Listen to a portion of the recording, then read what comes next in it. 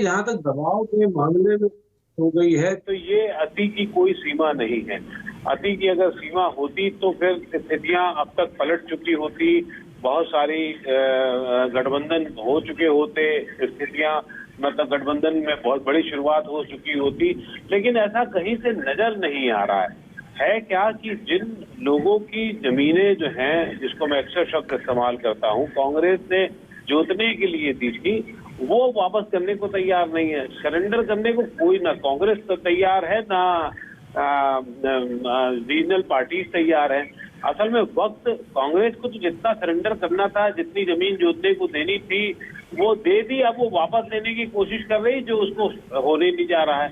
तो किसी भी मामले में, चाहे भ्रष्टाचार के मामले में, ज्यादा से ज्यादा ये हो सकता है कि जो होने जा रहा है कि कुछ पार्टियां, जिसका अग्निहोत्री जी ने उल्लेख किया, और दबाव में आ जाएंगी। ये दबाव होता हुआ कई बार नजर भी आता है। मायावती के मामले में वो दबाव होता हुआ नजर आया और उनकी ढील की वजह से उनकी पार्टी कमजोर हुई, उनकी नाकामियों की वजह से, उनके बैठे रहने की वजह से, वो जो सोशल समीकरणों के कारण, सामाजिक समीकरणों के कारण उनका वोट बैंक टक्कर के भाजपा के पास आ गया। इसी तरीके से मेरा एक बहुत साफ मानना है, आप लालू यादव को कितना भी भ्रष्टाचारी करार कर दो, उनके वोट बैंक पे कोई नहीं फर्क पड़ने जा रहा है। मनीष है या आम आदमी पार्टी है, क्यों? क्योंकि वो एक ईमानदार पार्टी के तौर पर अपने आप को प्रचारित करना चाहते हैं, तो वहां पर ये सवाल जरूर उठेंगे कि हाँ, ये हुआ है कि नहीं हुआ है, हुआ है कि नहीं हुआ है, आखिर दाल में काला है कि नहीं है, ये सब बातें उठेंगी। कविता का मामला, केसीआर का मामला एक अलग तरीके का है और वो उसमें इन्वॉल्व हुई है नहीं हुई है सब जानते हैं।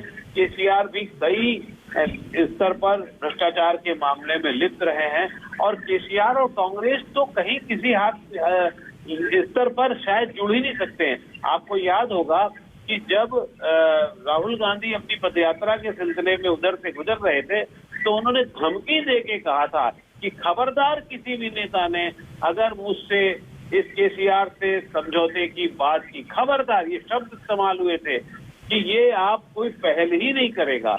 तो अगर मान लो बेटी उनकी कह भी दे कुछ महिला आरक्षण को लेकर के हम एक हो सकते हैं, तो मुझे नहीं लगता कि वो बाद में क्योंकि फिर केसीआर कहाँ रहेंगे? अगर कांग्रेस वहां आ जाएगी तो केसीआर कहाँ रहेंगे? और केसीआर के अपने खतरे, केसीआर अपने आप को भ्रम में भी रख सकते हैं कि भारतीय पार्टी बनाने के बाद उनकी क्या स्थिति होगी। हर स्तर पर एक भ्रष्टाचार को लेकर के, जैसे हिंदू मुसलमानों को लेकर के इस समय एक पूरा समाज बांट दिया गया है और बढ़ गया पिछले 10-12 सालों में, उसी तरीके से भ्रष्टाचार को भी लेके मुझे लगता है कि दूसरे का भ्रष्टाचारी तो आपको भ्रष्टाचारी लगेगा, अपना भ्रष्टाचारी। और ये मैं वोट बैंक की बात कर रहा हूँ, मैं नेतागिरी की बात नहीं कर रहा हूँ, नेताओं की, पार्टियों की बात नहीं कर रहा हूँ, ये मैं कॉन्स्टिट्यूंसीज की बात कर रहा हूँ। उनका वोट बैंक जो है, भारतीय जनता पार्टी का जो वोटर है, वो दूसरे के भ्रष्टाचार को भ्रष्टाचार मानेगा, लेकिन अपने भ्रष्टाचारी को भ्रष्टाचारी नहीं मानेगा।